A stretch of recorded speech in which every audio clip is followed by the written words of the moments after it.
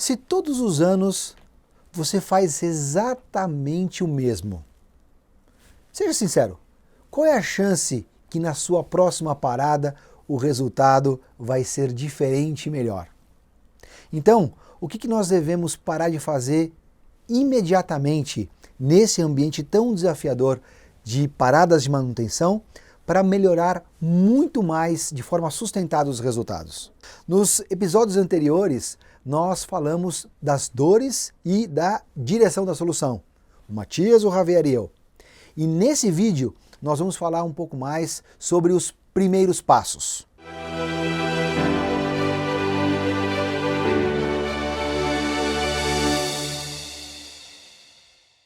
O meu nome é Fabiano Almeida e eu estou como Engagement Director da Goldert Consulting e tenho o enorme prazer de hoje estar aqui conversando com meus dois grandes amigos, o Matias Fischer, que é Head da Goldert School e da Goldert Circle aqui no Brasil, e o meu grande amigo Javier Arévalo, que é um dos sócios globais da Goldert Consulting.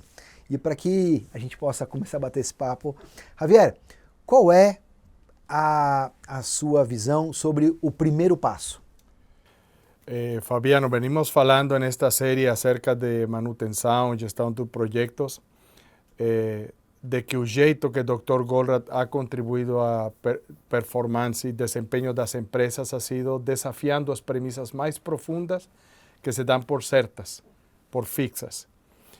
Eso quiere decir que cuando estamos falando de quebrar paradigmas, de mudar nossas crenças mais profundas, estamos falando de uma mudança significativa.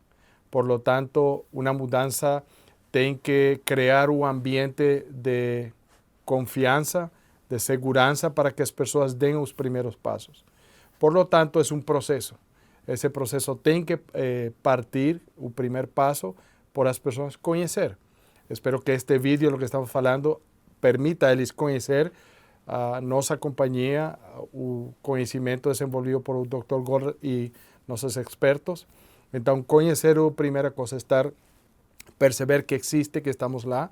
E segundo é aprender, começar a entender por que nós decimos que precisa ser desafiada uma premissa particular e por que a premissa que existe na indústria e se ensina nas universidades, eu aprendo da experiência, tem erro, tem que estar equivocada e por isso conduz a esse tipo de resultados.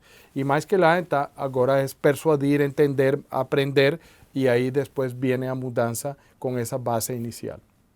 E aí, Fabiano, você já disse várias vezes, né? Às vezes, o primeiro passo para conseguir decidir o que focar é decidir o que parar de fazer, né? Então, num ambiente onde é tão carente, tem tanta pressão, a busca por mais tecnologia, mais controle, mais processos, mais documentação é constante, né? E o que a gente demonstra é que às vezes é o inverso, eu tenho que sair disso e decidir o que eu tenho que parar de fazer para poder dedicar atenção disso. Então, um exemplo disso que a gente pode dar, um bom guia para isso, temos aí o vídeo e o livro, né? Pare de Decorar o Peixe, tanto no YouTube quanto no aplicativo, quanto o livro na Amazon também, que é um bom norte exatamente para dar esse pontapé. Ou seja, o que eu posso começar a entender que eu não devo fazer, e aí sim, com esse estudo, começa a procurar, bom, parei de fazer uma coisa, o que eu devo fazer então? Sí, iba a comentar, para complementar o que o Matias está dizendo, estamos falando de uma falsa ilusão do progresso, quando estamos muito ativos, pero não estamos trabalhando sobre a verdadeira restrição do processo. Então, para começar, o primeiro passo tem o livro A Meta. O livro A Meta é uma história, uma novela muito fácil de ler, está dedicada ao mundo de operações, e operações existem em todas partes, ainda em manutenção, em uma planta, etc. Então, o importante disso é que as pessoas aprendam e conheçam o conceito de restrição e essa assimetria que venimos falando de quando você foca lá, a magnitude do resultado que impacta todo o sistema. Para começar. Sim. Partindo da premissa que talvez alguém que está nos assistindo possa estar pensando assim, poxa, mas é que o Matias, o Javier e você, Fabiano, você não conhecem a minha realidade. Aqui é diferente. Por exemplo, Matias e Javier, eu me recordo que talvez há 15 ou 16 anos atrás, por volta disso, eu tive a oportunidade de participar da minha primeira parada de manutenção, né? Não só desde o momento da concepção do projeto na fase do comercial, como também na própria execução, no ambiente de mineração, né? Como que vocês veem a aplicação da teoria das restrições no ambiente de paradas de manutenção, além desse que eu citei agora, de mineração, por exemplo? Fabiano, primeiro acredito que a experiência de nossa empresa e nossos expertos que temos em todas partes do mundo ha deixado claramente demonstrado que não importa o sector, a teoria da restrição é uma teoria profundamente científica e é genérica, é decir, você tem um sistema, você tem uma organização, você tem um processo, a teoria das restrições tem alta probabilidade de ajudar a melhorar a organização, o processo, o rendimento. Quando falamos agora de paradas de manutenção, manutenção está em toda a atividade industrial. Não tem que ver solamente porque você está em manutenção de uma planta produtiva gigante. É uma planta que está produzindo ou fabricando produtos de consumo.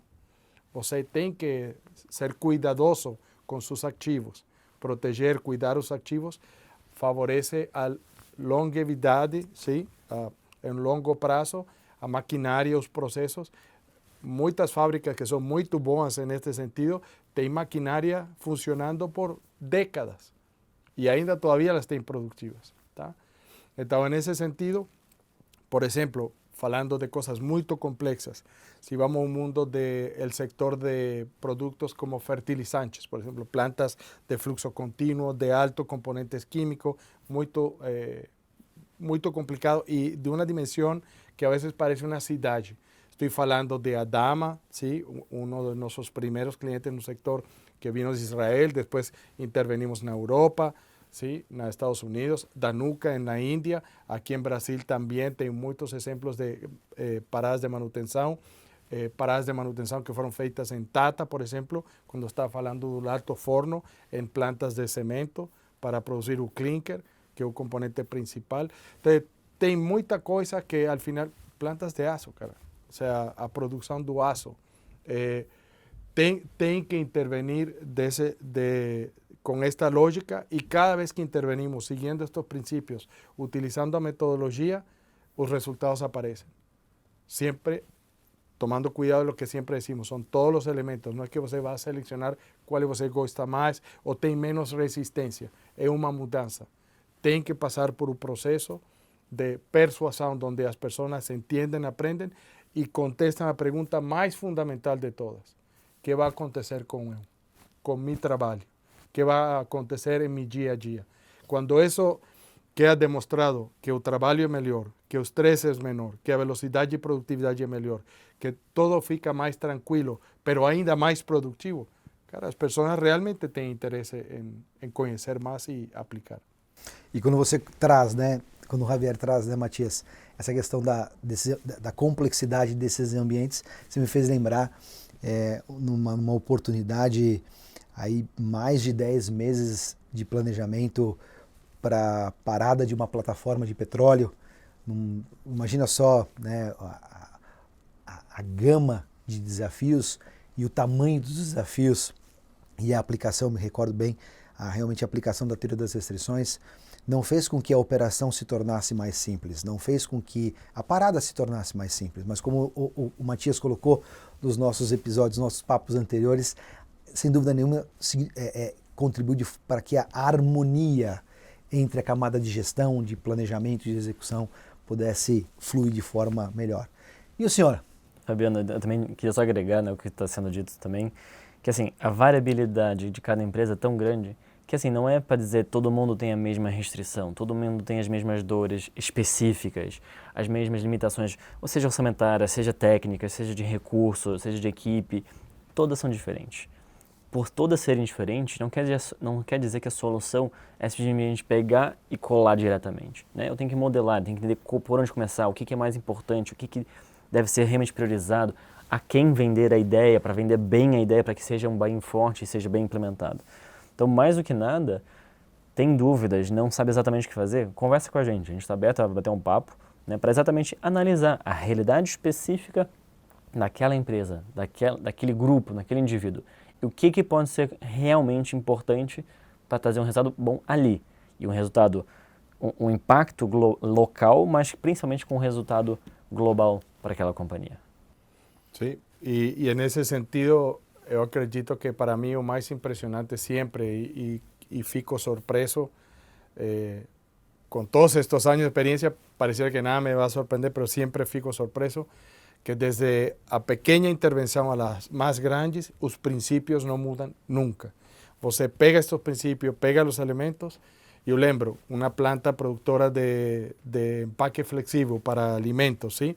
Y esto na Colômbia, não aqui no Brasil, pero a maquinaria, a operação mais importante é a operação da impressão. Essa impressão fica e entrega a especificidade do empaque para cada um dos clientes. Cada cliente tem sua marca, seu branding, suas cores, seu texto, etc. Quando começamos com o processo de manutenção, porque a capacidade estava já lotada, começamos a encontrar com que havia oportunidades. Fomos trabalhando sistematicamente. Por 6 meses, arreglando aqui um pouquinho acá, pouca investimento. ¿Sí? Lo que aconteció es que recuperamos más de 50% de la capacidad que estaba siendo perdida por desalineamiento, desincronización y algunas partes más bellas. ¿Por qué? Porque esa presión de operar, de tener que producir, retrasaba o simplemente postergaba a intervención de manutención. Después de esos 6 meses, en ese año, la empresa ganó, ainda en pandemia, 15% más en ventas, receita y lucratividad.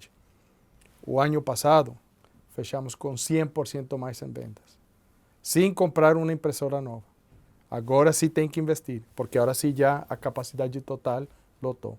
¿Sí? E é uma empresa familiar pequena, pero quando você de aí vai e corre uma empresa mais grande, industrial, produtora, por exemplo, de baterias de carro, Bosch, a mesma aproximação. Entender onde está o gargalo, sincronizar, subordinar e começar a fazer implementação com esse nível de prioridade. ¿Qué aconteció? Otra vez, 30, 40, 50% más de producto que está saliendo de la planta con muy poco investimento. ¿Por qué? Porque ahora la manutención es la pieza chave de mantener a capacidad de disponibilidad operativa. Y ahora voy a ir a un ejemplo mucho más diverso, no solo paradas de manutención, ¿sí? Paradas de manutención, pero no ambiente industrial, aerolíneas, transporte, ¿sí? A experiência com teoria de restrições no mundo inteiro. Hoje, acredito que uma das experiências mais importantes na Força Aérea dos Estados Unidos, Japão e em Alemanha.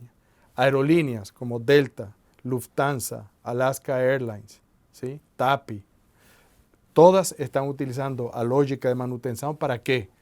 Ter equipamento muito mais disponível, ¿sí? Alongar a utilização de cada uma das equipos e as colas ou tails, certo? ¿Por quê? Porque quando tem temporalidade, você quer aproveitar, ter mais voz e aumentar a rentabilidade. A pandemia golpeou a todas as aerolíneas. Então, quando o volume sube, você quer ter todo o equipamento disponível. E os princípios são exatamente o mesmo. Full kit, programação enxuta, ¿sí? Sincronização e gestão de pulmão. E aí temos o caso exatamente da Delta, né? Onde antes da pandemia ela vinha com problemas de lucratividade e um dos cernes da implementação lá foi exatamente a gestão da manutenção. Ou seja, avião que não voa não fatura, né? O que a gente estava brincando ali no começo.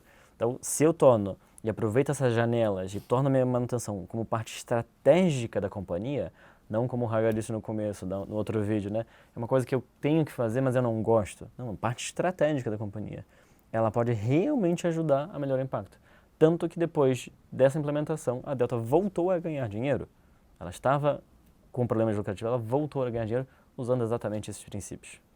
E olha, para cerrar a história feliz, neste caso, um exemplo que pode ser seguido, ainda com pandemia e todo, a diretoria e board e equipo diretivo da Delta não han esquecido de que o core da vantagem competitiva é o jeito mindset que eles têm, havendo aprendido a aplicar a teoria de restrições, porque entendem onde estão os gargalos e onde estão as restrições.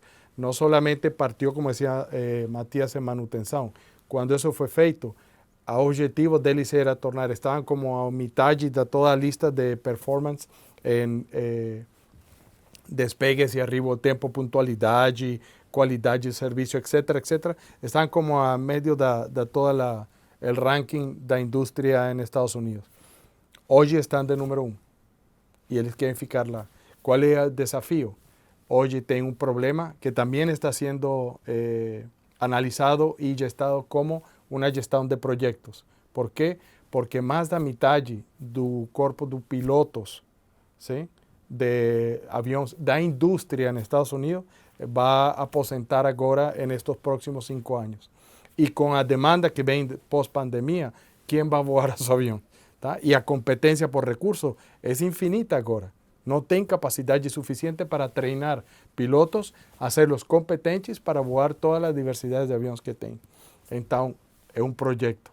E eles estão fazendo isto e a ideia é que vão poder suprir a capacidade necessária para não sofrer em disponibilidade. Agora, não por mantenimento, sino por disponibilidade de experiente para conduzir o avião. E eu ainda vou tentando simplificar, né? Porque essas histórias são grandíssimas implementações onde realmente consigo abraçar a empresa inteira. Temos casos aqui no Brasil de empresas também grandes, mas que ainda não conseguiram abraçar tudo e, por exemplo, começaram só com o exemplo de Full Kit, né? Tem uma empresa brasileira que a gente já deu alguma participação aqui, onde eles só entenderam que já isso já trazia valor, já começaram a buscar essa implementação. Porque eles entenderam esse mindset de que se eu começar mais cedo, não é garantia de término mais cedo, mas se eu começar com Full Kit, eu acelero o fluxo. Então, às vezes, a gente pode começar com elementos mais simples, mais fáceis, mais palpáveis, né? Talvez até mais locais, já com aceleração de fluxo, já com melhorias, mas é claro que o desenho final desejável é realmente conseguir transformar a companhia como um todo. E isso passa por considerar sempre a visão holística, sistêmica de toda a organização. Não porque você está em compra ou procura, é uma função menos importante. Todo o contrário, para manutenção, operações, é chave. Sim? E o Full Kit parte da contratação legal, cara. Você precisa das pessoas corretas para estar lá com nível competente. Como você prepara uma parada de manutenção quando tem que contratar 2.000, 3.000 pessoas num lapso muito curto, induzir a eles, preparar para entrar a uma operação muito complexa de alto perigo, ¿sí? Onde risco personal existe, utilização do EPIs. ¿Sí? De hace 10 años, 20 años para acá, o EPIs era un luxo, ¿sí? Pero hoy es exigente. ¿Por qué? Porque las condiciones de trabajo tienen que mejorar y manutención está expuesta siempre a ese tipo de situaciones. Entonces, es chave, ¿sí? Essa sincronização. E um ponto que você comentou, né, Javier, que eu acho que é importante ressaltar, não importa a área que você está, né? Se você está em suprimentos, é estratégico. O que não falta é história de parada de manutenção que não começou com o efetivo completo, ou que não tinha as peças-chave, equipamentos-chaves já feitos manutenção ou comprados no lugar adequado com inspeção, com validação. Ou que eu achei que eu tinha aquele material, mas na verdade eu fui checar na hora e já não estava mais lá, já não tinha mais. Então tudo isso são preparações, é o todo tentando se subordinar para que o projeto seja o mais rápido possível. E cada um tem um papel importante a ser feito para garantir essa velocidade. E como estamos falando de fazer as coisas de um modo diferente, requer mudança. E a mudança é simples, mas não é fácil. Por isso é que um processo e por isso que a experiência de ir se exponendo ao conhecimento que existe lá é o melhor jeito de dar o primeiro passo. E se você que está nos assistindo quer conhecer um pouco mais sobre a experiência que foi construída ao longo dos últimos 40 anos da Goldert Consulting, nossa sede fica em Israel, temos operações no Japão, na Europa, nos Estados Unidos e também aqui na América do Sul. E se você atua no ambiente de papel e celulose, como o Javier colocou, de siderurgia, metalurgia, energia, como o Matias colocou no mercado, no segmento químico, vai ser um prazer enorme poder conhecer você. E voltando para o início desse bate-papo, qual o primeiro passo? O primeiro passo é que vocês possam nos conhecer. Então, esse foi o objetivo pelo qual eu agradeço o seu tempo, Matias, agradeço o seu tempo, Javier. Nós investimos o nosso tempo e fizemos o nosso melhor para que você pudesse nos conhecer e nós estamos aqui. Quer saber mais? Baixe o app da Goldratt Circle para iOS e Android. e seguindo no LinkedIn, Javier Arevalo, Matias Fischer, Fabiano Almeida.